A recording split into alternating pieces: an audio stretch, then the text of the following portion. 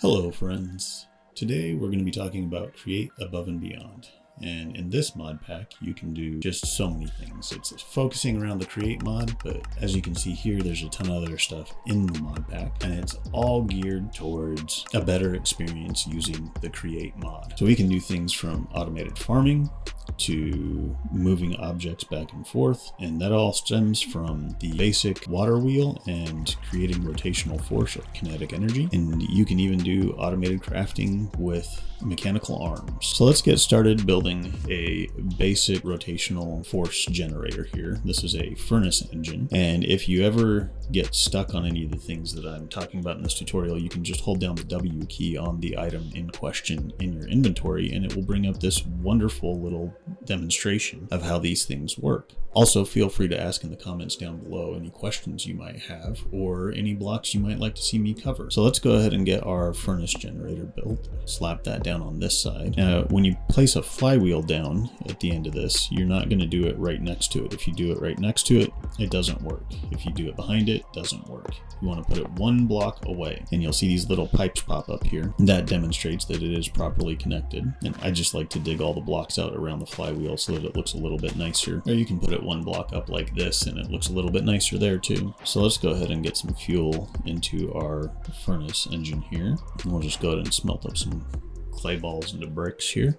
And there you go. Now you can see we have some rotational force being generated. And this little thing here with the 16,000 SU, the reason that you can see that is because of my engineer's goggles. When you put these, you can take a second and pause and it'll tell you what it does right there if you want to. But basically it's going to give us information about each of the rotational kinetic energy blocks that we look at and the stress that they're capable of taking under the current speed that they're working at. And here we'll try to set up a blast furnace engine because they are twice as efficient. So we'll just go ahead and throw some iron ore in there. Wait, why didn't that go in there? It's a blast furnace, right? Yeah. Okay, well, I don't understand why that's not working. So if somebody wants to let me know in the comments down below, that'd be fantastic. Yeah, I really don't get that.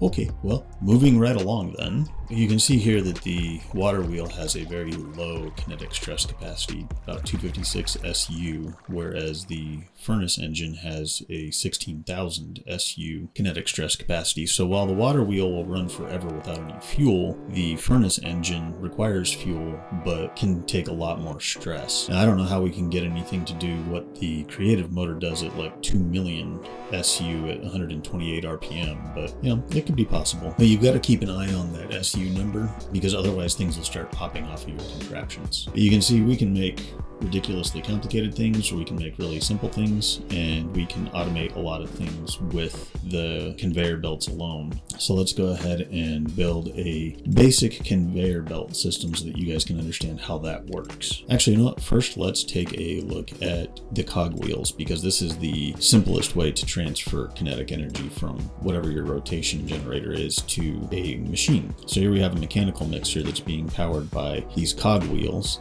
The large cogwheels can turn and change the direction of the kinetic energy, and the small cogwheels attach to things like the mechanical mixer. So you can see here this large cogwheel is that orientation, this one is a different orientation, which allows us to take power down to a small cogwheel and into the mechanical mixer. And mechanical mixers are used for creating various recipes. Then we have the encased fan, and the encased fan, when it blows into a block of water, can do some really useful stuff like wash crushed zinc ore into zinc nuggets. We just drop the zinc ore in there, it'll turn into zinc nuggets, which we can then use to craft zinc. All right, so let's take a little bit to explain what is going to be important here in the Create mod. We're going to be relying very heavily on andesite.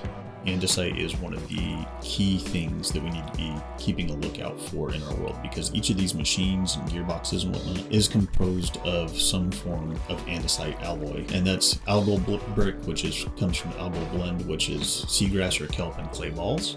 So seagrass, kelp, clay balls, and andesite are going to be absolutely fundamental to all of your crafting within the Create mod. You can see even the cogwheels require an andesite alloy. So since this video is just meant to cover the basics, we are going to talk about one of the most basic things you can do with the rotational energy, and that's going to be where we're going to leave things at for today. So if we take this creative motor, which you'll have to use something else like a furnace engine or a water wheel, but if we take something that spins and we plop that down and we put a shaft on it, and then we position another shaft some number of blocks away, and we'll just go ahead and attach that to an encased shaft here, because we can run a mechanical belt from one shaft to the next, and you can see whichever direction the powered shaft is spinning, that's the direction that our belt is going to spin. So keep that in mind. When you see the little green particle effect there, that means that you have a valid belt configuration. Belts can only go in a straight line. Keep that in mind. They can't go up or down, or at least not that I've discovered so far. The shaft at the end doesn't have to be attached to anything, but I like to attach it to something.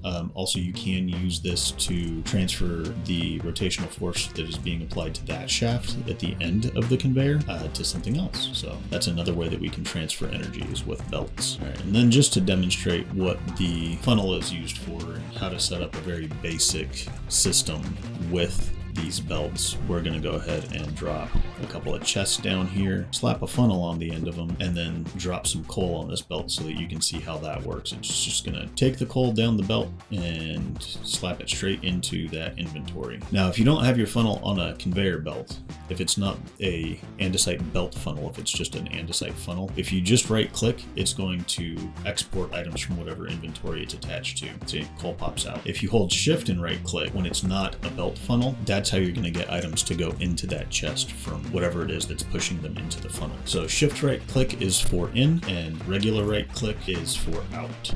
So that's how we can automate some storage in the Create mod. The belts aren't necessarily the best way to do this because they do only take one item per slot, but it's a very neat looking way to manage your inventory system if nothing else. All right, so in the next episode, I'm planning on covering tunnels and funnels and the automated farming setup, and several variations on the automated farming setup so that you can understand a bit more about the basics and get started building your own automated crop production in your own Minecraft worlds. So if you would like to see that, I guess subscribe and turn on notifications or something. You know, that might be a good idea. It'd be a good way to make sure you don't miss that video. But for now, that's going to do it for today's video. And I hope that this video was useful to you. I hope that you learned something. If you have any questions, leave them in the comments down below. I'd be happy to answer them. In the meantime, I love you, take care, and we'll see you in the next one. Bye-bye.